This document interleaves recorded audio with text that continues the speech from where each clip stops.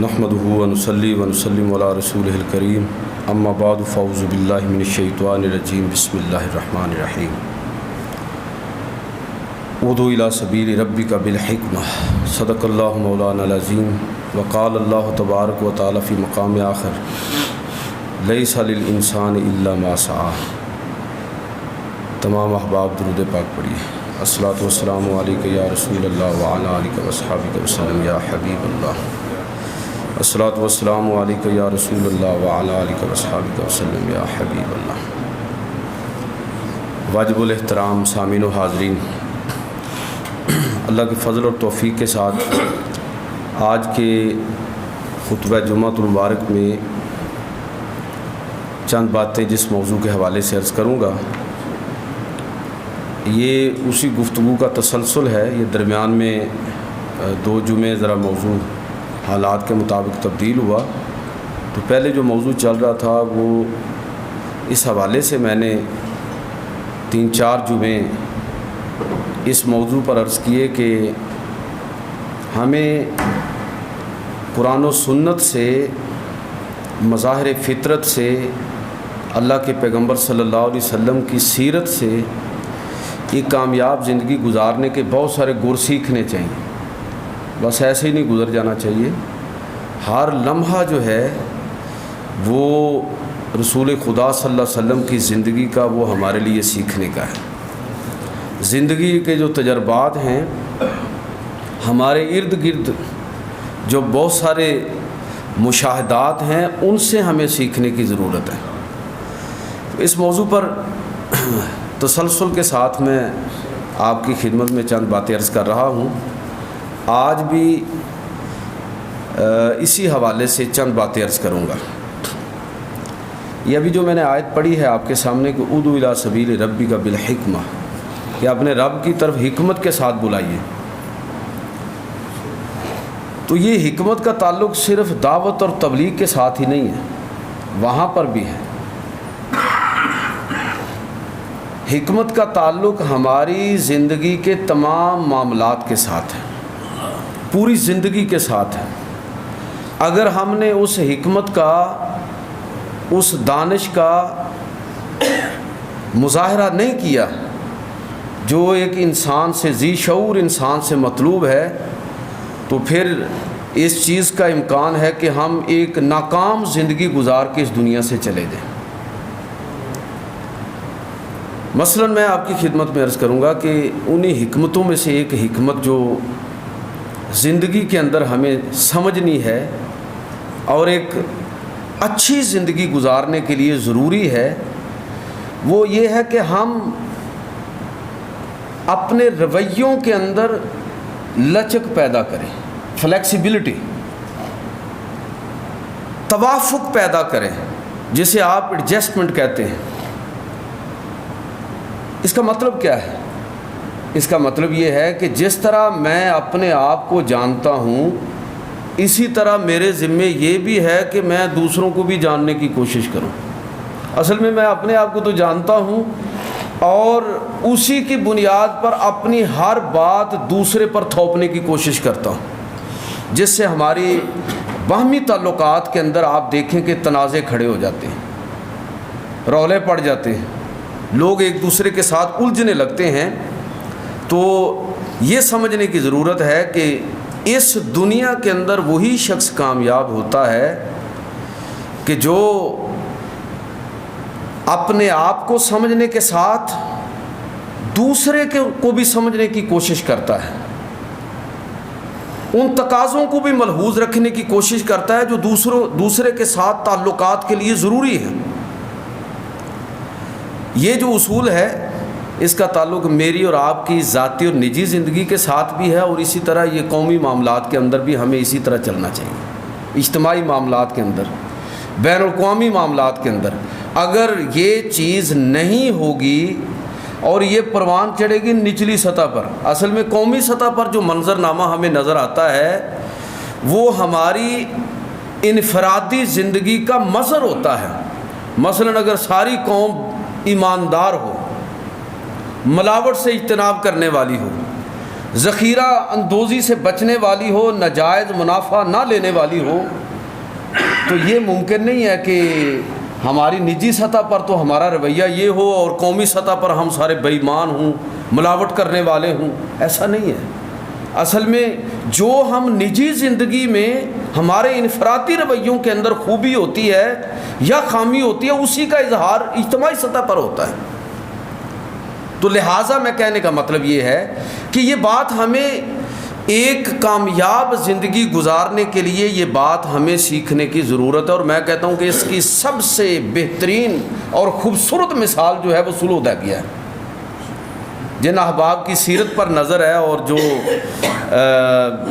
پڑھتے ہیں اسلامی تاریخ کو، سیرت کو، وہ جانتے ہیں کہ اللہ کے پیغمبر صلی اللہ علیہ وسلم آپ جب وہ معاہدہ کر رہے ہیں تو آپ اپنے آپ کو تو جانتے ہیں، اس دعوت کو بھی جانتے ہیں جو دوسرے انسانوں تک پہنچانا آپ کی ذمہ داری ہے، اپنی حدود سے بھی پوری طرح واقف ہیں، لیکن آپ مد مقابل قریش کی نفسیات کے مطابق ان کے ساتھ ڈیل کرتے ہیں اور معاملہ سیٹل ہو جاتا ہے، جنگ ٹل جاتی ہے۔ اللہ کے نبی جانتے ہیں کہ ایک پیغمبر کا ہدف جو ہے وہ قبضہ کرنا، علاقے ہتھیانا، مال اور مفادات پر ہاتھ صاف کرنا، یہ پیغمبر کا ہدف نہیں ہے، نہ یہ کسی دائی کا ہدف ہوتا ہے۔ پیغمبر کا بنیادی ہدف اللہ کے پیغام کو انسانوں تک پہنچانا ہوتا ہے۔ اب آپ اس چیز سے پوری طرح آگاہ ہیں اور اس چیز سے بھی آگاہ ہیں کہ قریش کی نفسیات کیا ہے۔ یہ غلبہ چاہتے ہیں، اپنی طاقت منوانا چاہتے ہیں۔ غلبے کی نفسیات ان کی سب سے بڑی کمزوری ہے۔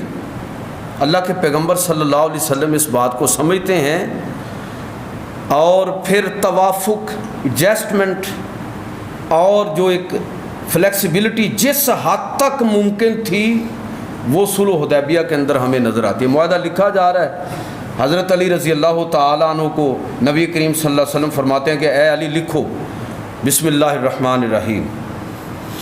تو قریش کے جو سفراء تھے انہوں نے کہا جی یہ ہم نہیں جانتے یہ رحمان اور رحیم کو، آپ لکھیں جو ہم لکھتے تھے معاہدات کے اوپر کہ بے اسم ہی تعالی یا بے اسمک اللہم، یہ لکھیں۔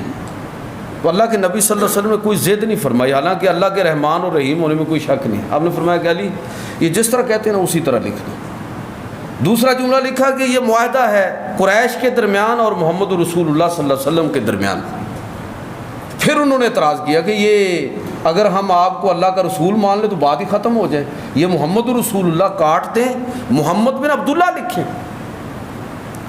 اللہ کے نبی صلی اللہ علیہ وسلم نے ان کی اس بات کو بھی تسلیم کر لیا، اور آپ وہ معاہدے کی شرائط پڑھیں تو آپ حیران ہوں گے کہ بظاہر یہ معاہدہ ایسی شرائط پر مبنی ہے کہ جس میں قریش کی طاقت اور ان کی برتری کو تسلیم کر لیا گیا ہے، اور اللہ کے نبی صلی اللہ علیہ وسلم ایسی شرائط پر معاہدہ کر رہے ہیں جس سے بظاہر دبنے کا تاثر پیدا ہوتا ہے، لیکن اللہ کے نبی جانتے ہیں کہ میرا ہدف، میرا مقصد کیا ہے اور ان کا ہدف اور مقصد کیا ہے، دونوں چیزوں کو آپ سمجھ رہے ہیں۔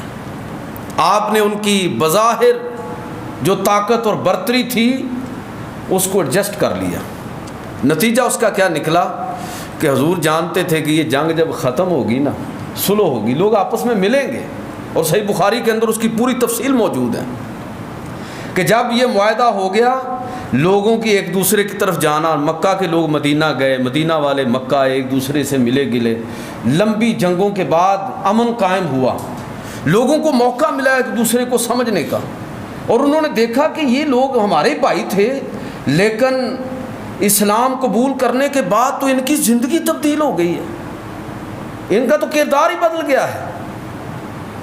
ہمارے سیرت نگار لکھتے ہیں کہ 8 ہجری سے لے کر، یہ صلح حدیبیہ سے لے کر 8 ہجری تک اتنے لوگ مسلمان ہوئے کہ اس کی کوئی مثال پچھلے 19 سال کی دعوت اور تبلیغ کے اندر موجود نہیں تھی۔ میں جو نقطہ آپ کی خدمت میں عرض کرنا چاہتا ہوں وہ یہ ہے، ہمیں یہ بات سمجھنے کی کوشش کرنی چاہیے کہ بسا اوقات ہمیں باہمی تعلقات کے اندر اگر ہم چاہتے ہیں کہ زندگی میں کامیاب ہوں، سرخرو ہوں، یہ خاندان کی سطح پر بھی معاملات ہوتے ہیں، گلی اور محلے کی سطح پر بھی معاملات ہوتے ہیں، انفرادی اور اجتماعی اور بین الاقوامی سطح پر بھی معاملات پیش آتے ہیں۔ پھر اس میں بہتر رویہ کیا ہے؟ وہ بہتر رویہ یہ ہے کہ آپ اپنے آپ کو جانتے ہیں، دوسروں کو بھی جاننے کی کوشش کریں، جہاں ممکن ہے ان کے لیے سپیس پیدا کریں، ان کی نفسیات کا لحاظ کرتے ہوئے ان کو موقع دیں۔ جب آپ اس کو موقع دیں گے تو آپ سمجھ لیجئے کہ آپ نے آدھا مار کا سر کر لیا ہے۔ ہمارے درمیان، خاندانوں کے درمیان، ہمارے آپسی تعلقات میں ہمیشہ جو خرابی پیدا ہوتی ہے وہ اسی اصول کو نظر انداز کرنے کے نتیجے میں ہوتی ہے۔ تو اللہ کے پیغمبر صلی اللہ علیہ وسلم کی زندگی سے یہ بات ہمیں بہت اچھی طرح سمجھنے کی ضرورت ہے۔ آپ دیکھیے کہ وہ پنجابی کا ایک بڑا خوبصورت محاورہ ہے کہ وہ لڑائی کو ضروری ہے۔ وہ کہتے ہیں کہ مارن نال پجایا چنگا۔ اس کا مطلب کیا ہوتا ہے؟ اس کا مطلب یہ ہے کہ ضروری ہے ہر معاملے میں جنگ کی جائے۔ آپ اپنے آپ کو سمجھیں اور دوسرے کو بھی سمجھنے کی کوشش کریں، اس کی نفسیات کو بھی ایڈریس کریں۔ دوسری چیز جو میں آپ کی خدمت میں عرض کرنا چاہتا ہوں وہ یہ ہے کہ ہمیں اپنی زندگی کے اندر اگر ہم ایک پرامن زندگی بسر کرنا چاہتے ہیں، اچھی زندگی بسر کرنا چاہتے ہیں، ٹینشن سے نکلنا چاہتے ہیں، ٹینشن فری زندگی بسر کرنا چاہتے ہیں، تو اس کا بڑا سادہ سا اصول یہ ہے کہ آپ رد عمل کی نفسیات سے نکل جائیں۔ یہ ہمارے جتنے اعمال اور رویے ظاہر ہوتے ہیں عام طور پر اس کے پیچھے رد عمل کی نفسیات کار فرما ہوتی ہے۔ اب اگر کوئی بندہ ہمارے ساتھ جھگڑا کرتا ہے، لڑائی کرتا ہے، گالی گلوچ کرتا ہے، ہمارے مفادات پر حملہ آور ہوتا ہے، تو اس کو ایڈریس کرنے کا ایک طریقہ تو یہ ہے کہ آپ بھی اسی طرح ہو جائیں، ایسے کی تیسی دیکھی جائے گی۔ ایک طریقہ تو یہ ہے کہ آپ اس کے رد عمل میں اس انداز میں کھڑے ہو جائیں اور پھر اس انارکی کا عملی طور پر آپ مشاہدہ کریں گے جو اس وقت ہماری سوسائٹی کا حصہ ہے، کہ لوگ کیا کرتے ہیں کہ کسی نے ان کے ساتھ زیادتی کی تو پھر بدلے میں وہ اس سے بھی آگے نکل جاتے ہیں۔ ایک طریقہ تو اس کا یہی ہے کہ ان کی بد زبانی اور تنقید کا اس انداز میں آپ جواب دیں، اور یہ بات پھر ذہن میں رکھ لیں کہ جو فیصلہ بھی آپ عقل کے تابع نہیں جذبات کے تابع کریں گے، رد عمل کے تابع کریں گے، اس کے اندر توازن نہیں ہوگا۔ یہ سیانے اور بڑے جن کو ہم کہتے ہیں تو ان کی خاص خوبی کیا ہوتی ہے؟ وہ خاص خوبی یہی ہوتی ہے کہ جو فیصلہ کریں گے وہ عقل اور دانش کے تابع ہوگا، رد عمل کے تابع نہیں ہوگا۔ رد عمل کے تابع، جذبات کے تابع ہو کے انسان زندگی میں جو فیصلے کرتا ہے اکثر ہی غلط ہوتے ہیں۔ ہو سکتا ہے کوئی ٹھیک بھی ہو لیکن اکثر ہی غلط ہوتے ہیں۔ اس میں پھر صحیح رویہ کیا ہے کہ آپ رد عمل کی نفسیات سے نکل جائیں، مثبت سوچ کے ساتھ آگے بڑھیں، اپنی لگام دوسرے کے ہاتھ میں مت دیں۔ اللہ کے پیغمبر صلی اللہ علیہ وسلم کی خوبصورت یہ حدیث ہے، فرمایا کہ لیس الواصل بالمقافی ولکن الواصل الذی اذا قطعت رحمہ وصلها، کہ صلہ رحمی کرنے والا، احسان کرنے والا، مہربانی کرنے والا وہ شخص نہیں ہے جو بدلے میں ایسا کرے کہ میں نے آپ کے ساتھ مہربانی کی ہے، بدلے میں آپ بھی میرے ساتھ مہربانی کریں۔ یہ اچھی بات ہے، ایسے ہی ہونا چاہیے، لیکن اخلاق کا درجہ اس سے بھی اوپر ہے، اعلیٰ اخلاق کا درجہ اس سے اوپر ہے۔ وہ کیا ہے کہ اپنے پیغمبر کی زندگی پر ہم غور کریں کہ لوگوں نے جو سلوک بھی کیا تو آپ صلی اللہ علیہ وسلم کا رویہ اس کے مقابلے میں کیا تھا۔ لوگوں نے مذمم کہا، توجہ دلائی گئی کہ لوگوں نے ایسا کہا ہے آپ کو، آپ نے فرمایا نہیں وہ کسی اور کو کہتے ہوں گے، میں مزمم نہیں ہوں، میں تو محمد ہوں۔ محمد کا مطلب ہے تعریف کیا گیا، جس کی ہر کوئی تعریف کرتا ہے، تو میں تو محمد ہوں صلی اللہ علیہ وسلم۔ یہ اللہ کے نبی صلی اللہ علیہ وسلم نے ہمیں یہ تعلیم دی کہ آپ کا کمال یہ نہیں ہے کہ دوسرا شخص اگر چاہے تو آپ کو با اخلاق بنائے اور دوسرا شخص اگر چاہے تو آپ کو بد اخلاق کر دے۔ آپ کی لگام آپ کے اپنے ہاتھ میں ہونی چاہیے۔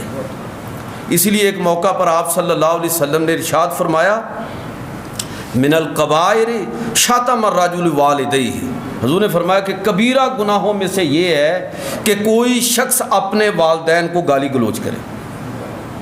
اللہ کے پیغمبر صلی اللہ علیہ وسلم نے جب یہ فرمایا تو صحابہ نے عرض کی کہ اللہ کے رسول، قالوا یا رسول اللہ حل یشتم الرجل والدیہ، اے اللہ کے رسول کیا کوئی شخص اپنے والدین کو بھی گالی دے سکتا ہے؟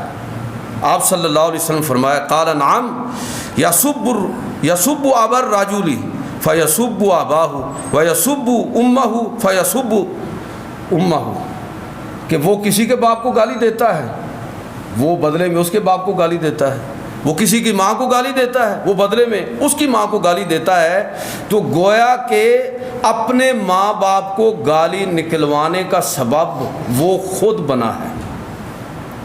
ایسا شخص اس سے بڑا بد نصیب اور کون بدبخت ہوگا کہ اپنے والدین کو اپنے کردار کے نتیجے میں گالیاں اس کی وجہ سے اس کے والدین کو لوگ برا کہہ رہے ہیں۔ تو میرے بھائیوں، یہ زندگی کا اصول ہے جس کو ہمیں یاد رکھنے کی ضرورت ہے کہ ہم اپنا اخلاق اور کردار رد عمل کے تابع نہ رکھیں، کہ اگر کوئی شخص چاہے تو ایک منٹ کے اندر ہمیں بد اخلاق ثابت کر دے گالی دے کے، تو ہم بھی جب بدلے میں گالیوں پر اتر آئیں گے، تنقید برائے تنقید پر اتر آئیں گے، بدخواہی پر اتر آئیں گے، تو اس کا مطلب یہ ہوا کہ ہمارا کوئی ذاتی کردار نہیں ہے، ہماری لگام ہمارے ہاتھ میں نہیں ہے، وہ تو کسی دوسرے آدمی کے ہاتھ میں ہے۔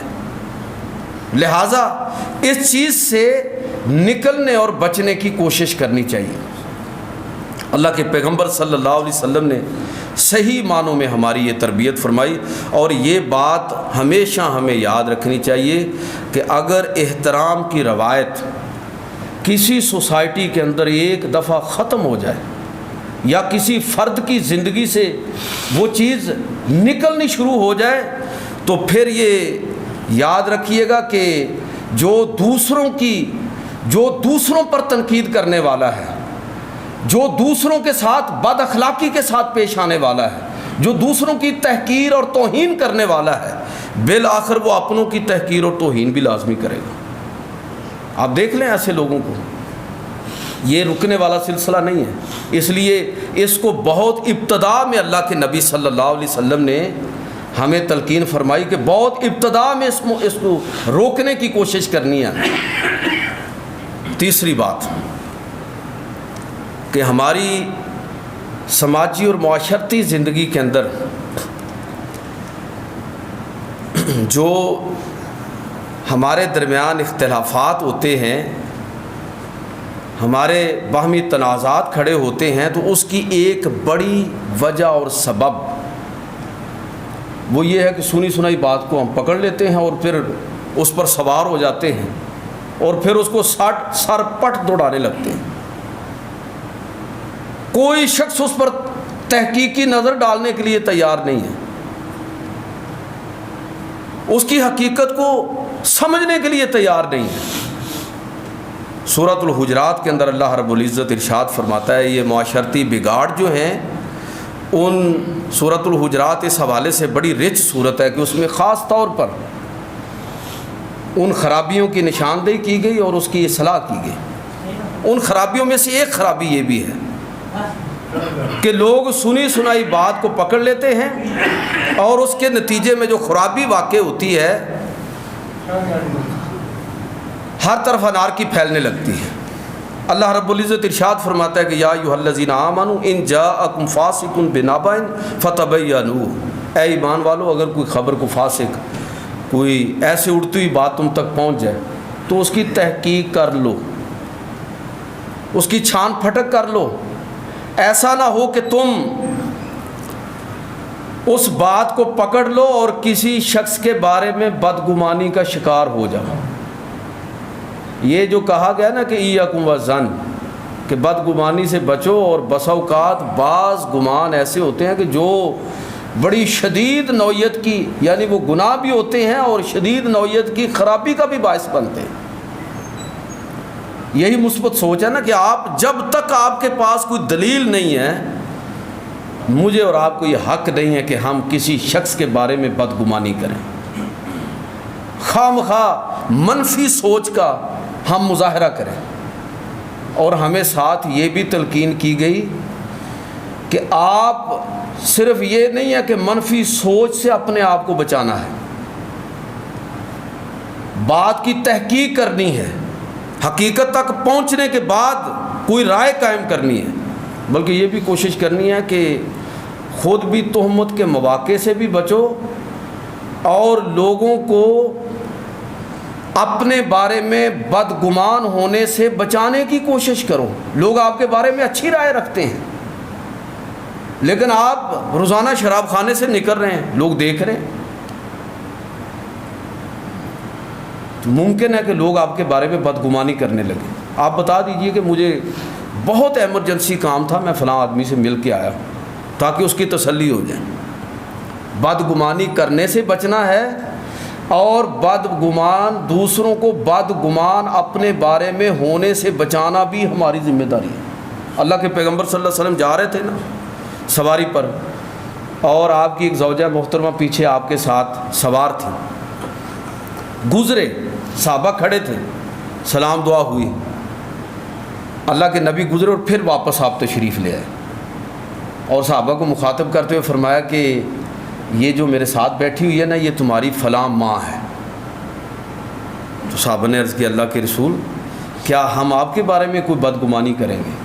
اصل میں ظاہر ہے کہ وہ بدگمانی تو ممکن نہیں تھی، صحابہ ایسا سوچ بھی نہیں سکتے تھے، لیکن اصل میں اللہ کے پیغمبر صلی اللہ علیہ وسلم نے اپنے اس عمل سے ہماری تربیت فرمائی کہ آپ لوگوں نے بھی زندگی کے اندر اسی طریقے کو اختیار کرنا ہے.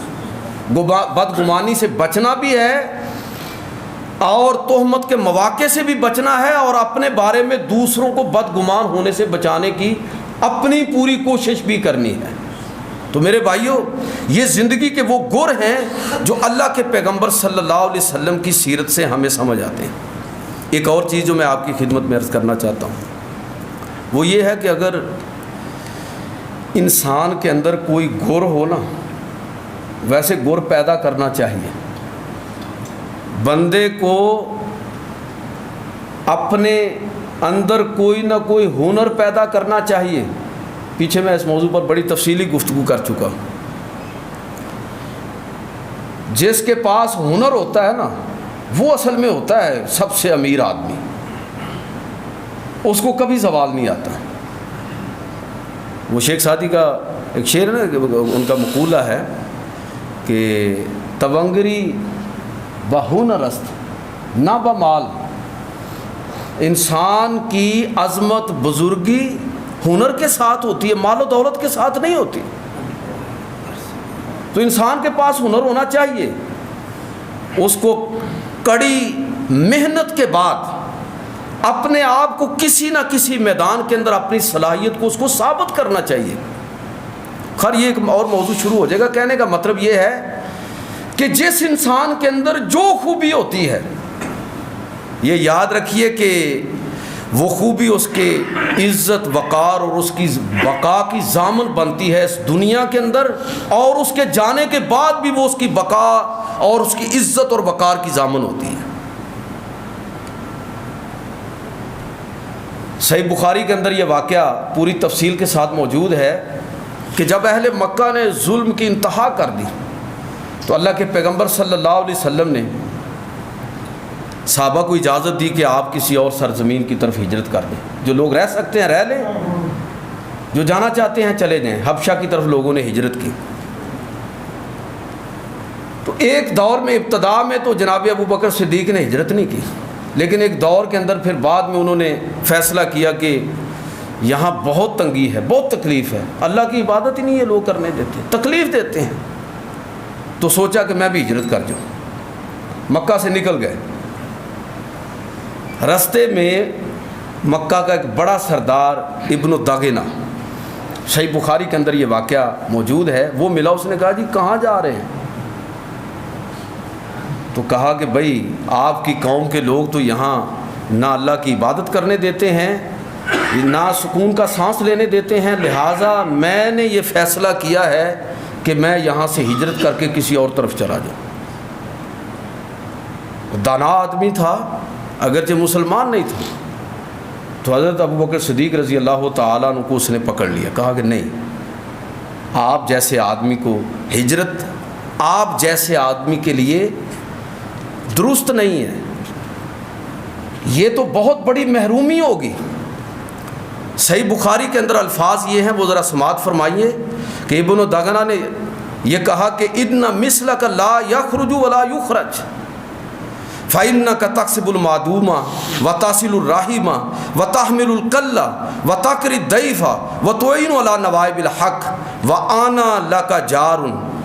کہنے لگا کہ آپ جیسے شخص کو ہجرت نہیں کرنے دی، نہ کرنی چاہیے، اور نہ ہی کسی دوسرے کو مجبور کرنا چاہیے کہ آپ جیسا شخص ہجرت کریں، اس لیے کہ آپ تو وہ شخص ہیں جو محروموں کو نوازنے والے ہیں، آپ تو غریبوں کی مدد کرنے والے ہیں، صلہ رحمی کرنے والے ہیں، مہمان نوازی کرنے والے ہیں، دوسروں کے کام آنے والے ہیں۔ ایسی صلاحیت کا آدمی، ایسے کردار کا آدمی اگر کسی شہر سے بستی سے نکل جائے، یہ کافر سمجھ رہا ہے، تو اس بستی کا زوال ہو جاتا ہے۔ اللہ رب العزت نیک بندوں کی وجہ سے دنیا کو قائم رکھے ہوئے، صالحین نیک لوگ ہمارے معاشرے کا اثاثہ ہیں، ان کی قدر کی جانی چاہیے۔ ہم لوگوں کی قدر ان کے کردار کی وجہ سے نہیں کرتے، پیسے کی وجہ سے کرتے۔ اس سے بڑی بدبختی اور کیا ہوگی کہ آپ لوگوں کی عزت اور وقار، احترام اور لحاظ یہ دیکھ کے کریں کہ اس کے پاس عہدہ کیا ہے، اس کا سکیل کیا ہے، اس کے پاس دولت کتنی ہے، اس کی فیکٹریاں کتنی ہیں۔ بھائی لوگوں کی عزت جو ہے وہ ان کے کردار کی بنیاد پر کریں کہ بندے کا کردار کیا ہے۔ لے آیا وہ واپس کہ آپ جیسے شخص کو، میں جو نقطہ آپ کی خدمت میں عرض کرنا چاہتا ہوں، یہ جو واپس لے کے آیا